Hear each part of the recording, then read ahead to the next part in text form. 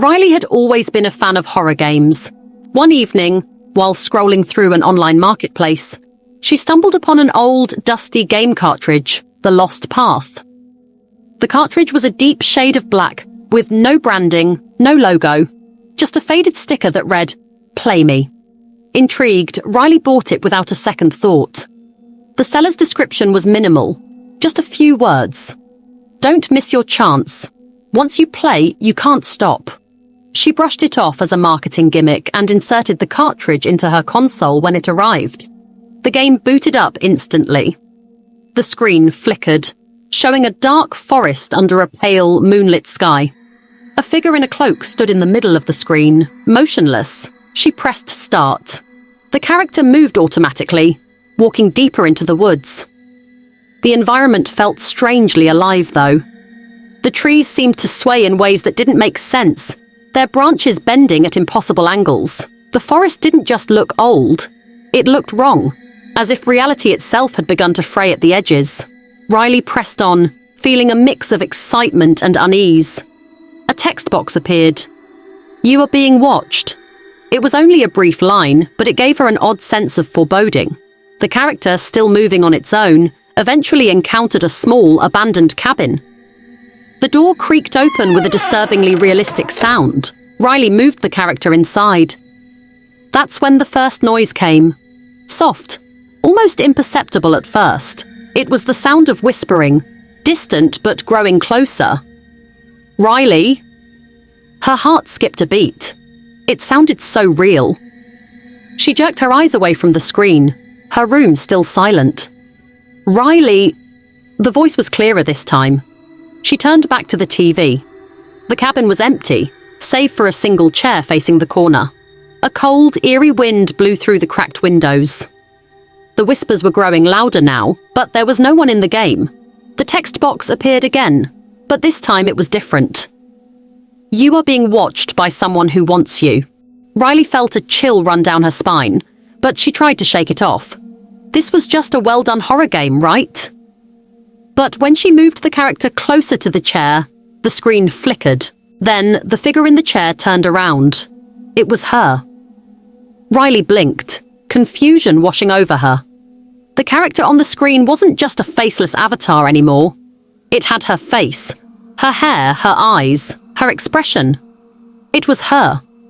But it was distorted, contorted, almost too perfect, like a reflection in a cracked mirror.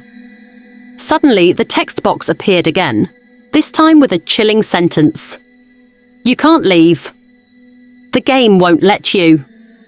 Riley tried to pause the game, but the controller wouldn't respond. She pressed every button, her pulse quickening. But the game just kept playing on its own, the figure taking slow, deliberate steps toward the screen. Its face, her face, smiled, but the eyes were empty, hollow. Her breath quickened. She slammed the reset button, but the TV didn't shut off. The character kept walking. A loud crack came from behind her, and she whipped around. The lights in her room flickered. The whispers were louder now, filling the space around her. She turned back to the screen, her hands trembling. The figure in the game had stopped just inches from the camera. And then, its face twisted into a wide, unnatural grin, and it whispered, "I'm coming for you." Riley screamed and tore the console's power cord out of the wall. But it was too late. When she looked back at the screen, the game was still running. The same text box appeared. "You can't stop me now." She tried to turn the TV off, but the image wouldn't fade. The figure in the game was still staring at her, its grin widening with each passing second. Then she felt something cold and clammy brush against her neck, something behind her. She spun around, but the room was empty. The whispers, they were louder now. They were coming from her closet. Shaking, Riley backed away from the console. The whispers grew clearer, more insistent. "Riley." Her breath caught in her throat. She turned toward the closet, the door slightly ajar. She could hear movement from inside. Slow, steady. Without thinking, she rushed to the closet and yanked the door open. Empty, Her heart was pounding in her chest as she slammed the door shut. She turned back toward the screen. The figure in the game was standing in her room. It was standing in the corner, just behind the TV, staring at her. It stepped forward, the sound of its footsteps muffled, but unmistakable. The whispers now filled her mind, drowning out everything else. She couldn't breathe. And then it spoke, in her own voice but distorted, twisted. It's too late, Riley. You're already here. You'll never leave. Her vision blurred. Her body felt like it was fading, sinking into the darkness. Play. Forever. And then everything went black.